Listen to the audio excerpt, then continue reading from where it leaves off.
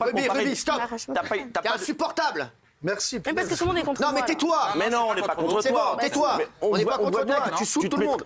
Tu prends très rapidement des tours et qu'on... En déplacement dans l'Hérault mardi. Gabriel est un surdoué. On se reconnaît entre surdoués. Oui, bien sûr. Le ministre délégué au compte public a fustigé les casserolades qui suivent les membres du gouvernement sur le terrain ces derniers jours.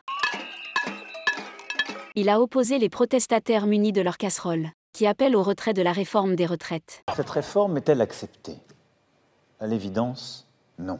Aux Français qui travaillent et qui rencontrent des difficultés financières. Moi, je fais la part des choses.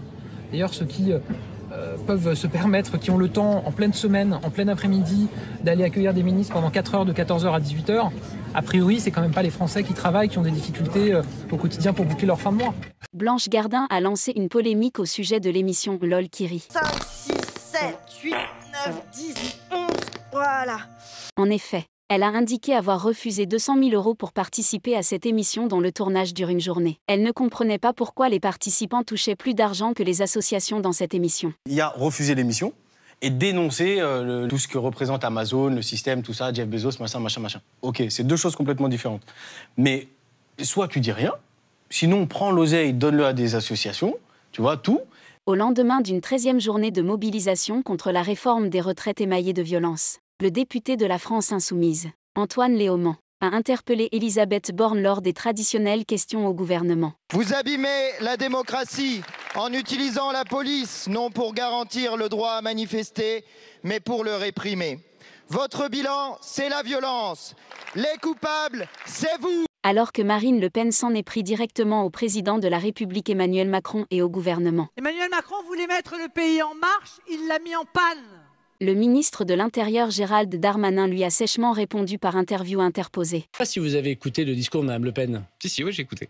C'est le vide. Ça, c'est pas une femme d'État. C'est au mieux une petite femme politique, comme M. Bardella est un petit homme politique. Quelqu'un qui lit des sondages et qui dit tiens, je vais être du côté de ceux qui crient. Le ministre de l'Intérieur a accusé la présidente du Conseil Giorgia Meloni de s'être montrée incapable de régler les problèmes migratoires, établissant un parallèle avec Marine Le Pen. Inacceptable pour la chef de la diplomatie à Rome, qui a annulé sa visite en France. Menton. Oui, il y a un afflux de personnes migrantes, et notamment de mineurs.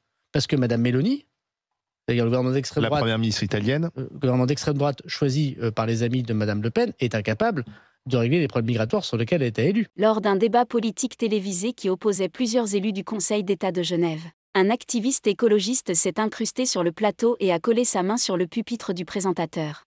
Non, monsieur, non, vous n'allez pas vous coller au plateau, c'est pas vrai. Oh, mais sérieusement, vous prenez en otage une émission démocratique. Le peuple a voté aujourd'hui et vous venez coller votre main sur ce plateau. C'est une honte. Pour le thème du débat, paie-t-on trop d'impôts en France? Mehdi Guézard n'a pas supporté une remarque de Barbara Lefebvre sur Bernard Arnault. Il a tapé du poing pour défendre le milliardaire français que sa camarade accuse que ce dernier ne paye pas assez d'impôts en France. Tu me dis non, la France, on paye pas assez d'impôts. Mais Mehdi, comment ça se fait alors que monsieur Bernard Arnault et madame...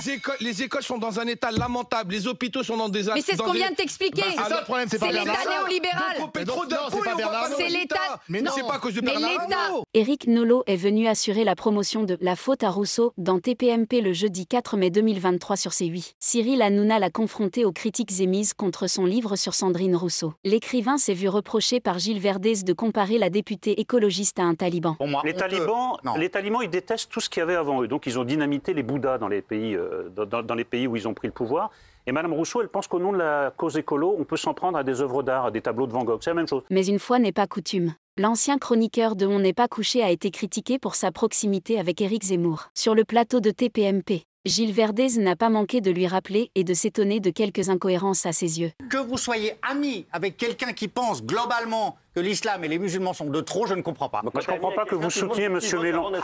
Comment pouvez-vous être le soutien de M. Mélenchon qui lui aussi a été condamné? Kauter Ben Mohamed, présidente de l'association Marseille en colère, et Bruno Pomar, maire et ex-policier du RAID. Les chroniqueurs s'échauffent sur la question du maintien de l'ordre. Pomar explique qu'il n'y a pas de violence policière dans les manifs. Va au milieu d'une manif. Tu es en forme? Alors je suis en forme. J'ai eu la trouille. Ouais, bah, mais vas-y. Moi, je fais toutes les manifs à Marseille et j'en ai fait. Excuse-moi, tais-toi, toi, ne parle pas comme ça. On va commencer par le commencement, d'accord, mon grand?